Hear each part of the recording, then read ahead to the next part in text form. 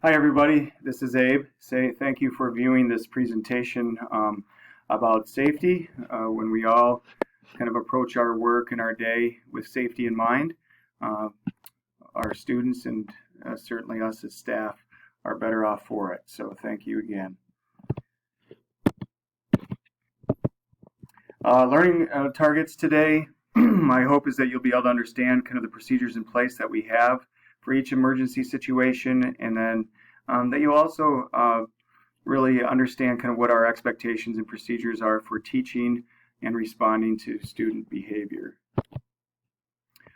Safety first, it's one of our STAR goals. So as I said a moment ago, we'll talk about each of these different safety procedures. If you have any questions regarding anything that is still unclear, please connect with me, Kelly, somebody in our office, so we can clarify that for you. So we do have an emergency response team made up of the people down there in blue. Kelly highlighted most of the things regarding kind of health aspects of the emergency response. Just wanted to highlight again the importance of stay put. If there is an emergency situation with a student or a staff member, to protect their dignity and to allow our first responders to do their job well, we most likely will go into a stay put. It could be for the entire building, it might be for just a classroom, or even maybe the entire wing. But that will be conveyed to you in a message. And we just ask that you keep your students and yourselves in your classrooms. You can continue to teach just like you normally would, but we just would minimize the amount of movement around the building. The other thing that I wanted to emphasize on this slide is just the importance of calling 911. Trust your professional judgment with that. We want, if there is an emergency situation that calls for that response, don't hesitate to do that. We don't want you to call the office to call 911. We want you to be able to do this yourself. So if you have any questions regarding who our emergency response team people are, please let me know. All right, this next slide really highlights the importance of being a STAR. And obviously we have the posters, we have the t-shirts, things are painted on our walls, but I can't convey to you enough the importance of you taking time, especially these first few weeks after the ends of quarters and long breaks, to really reinforce and teach these things to your students. It's not just that we have these materials, but we actually have created a common language. So using this language with your students first and foremost is really important. And then setting those expectations, creating your classroom management plan around these expectations is going to be extra important. I am available to come into your classrooms. I love to do that, certainly to talk about what it means to be a STAR here at Byron Intermediate School, also to speak to you about bullying. Again, I can speak to kids. I created a video. I shared that out with you, though. If you would prefer that for sake of time, just know that that's an option. But I've already gone into a few classrooms, and I'm more than happy to continue to do that now and truly throughout the year if you feel like your kids need to hear that from me. You know this. We discipline with dignity here. We provide choices, that we have consequences in place for students, but really emphasize the positive. Catch kids being good. We all know this, that kids typically respond better to praise than they do to the consequence piece of it. There is a time and a place for that. If kids are making poor choices, if they're showing out of STAR behavior, absolutely consequences are something that need to be and should be put in place. But please emphasize those green slips.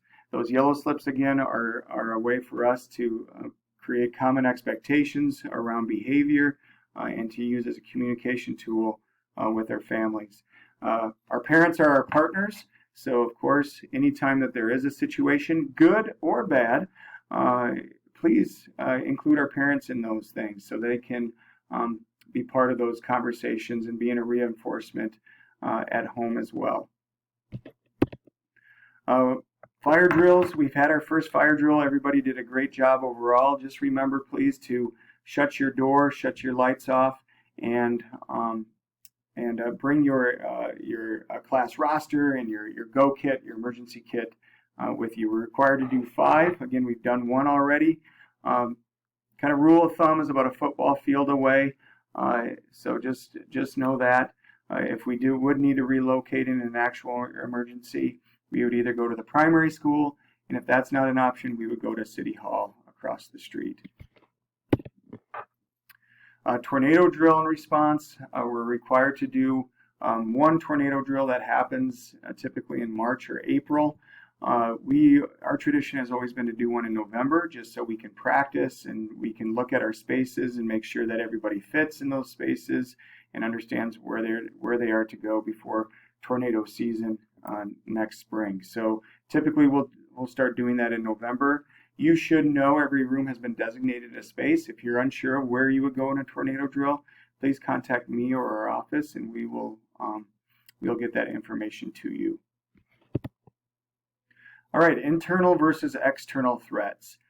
So an external threat means that there is a threat in the community. And so if we are outdoors, we need to get indoors. All of our doors would be locked. They're locked anyhow. We would want you to be in your rooms, to lock your doors in your rooms. You can keep your lights on. We'd want you to shut your shades, but keep your lights on. You can continue teaching just like you normally would do. We would just limit the amount of movement around the building in an external lockdown. So if we were in a situation where we were outdoors for recess, for example, we would come back in. If our kids, if we were in a time where we were having lunch in the cafeteria, they might be moved back to the classrooms for lunch. But there again, you can continue to teach and kids can continue to learn. If there's an intruder, that's something far different. So if there's an intruder and you are outdoors, we wouldn't want you to come back in. You would stay and flee, maybe to the primary school, City Hall, a safe location.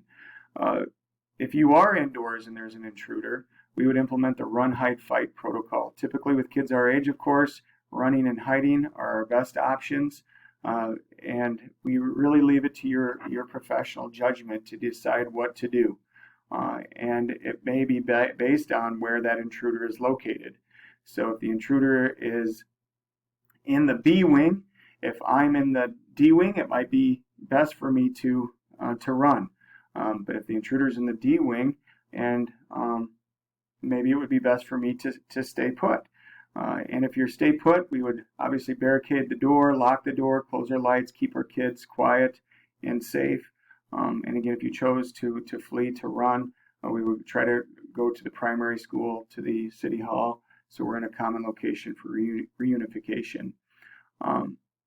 There is a run, hide, fight video for us to watch. It is somewhat graphic, but I do encourage you to view that if you haven't seen it before, as it really highlights the importance of thinking about what your response would be before an emergency happens. And just kind of knowing where your room is and what you would do in different scenarios. We have an all-call 9640 that goes through our phones. We also have a new paging system that we encourage you to do. So if you know that there is a threat in the building, we encourage you, if you can, to make that call yourself versus just having that call come from the office. The office certainly will make it if we can, but if we can't, we want somebody to make the call so everybody hears what the situation is. We will drill this just like our fire drill 5 times per year, but we will let you know so you can prepare your students and yourselves before that first drill happens. I talked about reunification. Primary school is our primary location. If we're unable to go there, City Hall would be where we would try to go. Procedure will be shared though with you about how we are going to reunite parents and students. The big thing is, of course, is to have your class roster, to have an idea of where your students are, and have a way for us to get in touch with you, whether that be your cell phone, a walkie-talkie, some way that we can communicate. So if you are missing a student, we can begin searching for them. Other important staff resources, I've highlighted the fire escape area. You should have that map posted in your room. The red tag, that's important. If you don't have that, please do. Again, that's to be used if there's an emergency in your room and you need help. You can send 2 students out of the room to a colleague or down to the office or to the nurse so they can, and that just is a signal to us that you need help in your classroom. The district will be printing off new emergency cliff notes, so you just have those resources. I would include that in your go kit when you would leave, so you have numbers and procedures available to you.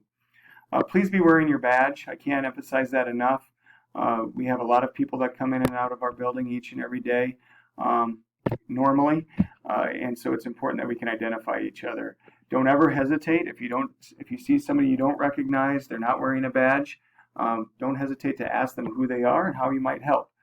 That's a perfectly normal question to ask, and it would be something that I would encourage and want all of our staff to be doing. The picture of that person, that's Tom Olson. He's our student resource officer in the district. He's a great resource, so please feel free to invite him in so your kids get to know him. And if you ever need any assistance, he is obviously there for us. Just a few other safety protocols. We mentioned field trips. If you leave our campus, you need to connect with our office, connect with Kelly so we can be sure you have everything that you need. Again, we talked about badges and wearing them. Visitors versus volunteers. I know with COVID we don't have volunteers and visitors happening right now, but when we do, a visitor is somebody who is within your eyesight and earshot. So we would never have a visitor alone with kids because they don't have a background check. So if you have visitors coming in for parties or just to assist for short periods of time or randomly, that's fine. We encourage that. We want our parents to partner with us, but just know that they shouldn't be left alone with students. Volunteers are different because they do have a background check, and volunteers can be alone with students, whether that's on a field trip or even in your class if they take kids out in the hall or to a different location. Since they have that background check, they can be alone with students. Otherwise, they should be in earshot or eyesight of you if they are a visitor. If you have questions about how volunteers get that background check, just seek out the office and we will let you know. All right, I think that wraps everything up. I know that was quick, but it's always important for us to be thinking about how we can keep our students and staff as safe as possible. So safety first, everyone. Have a wonderful day.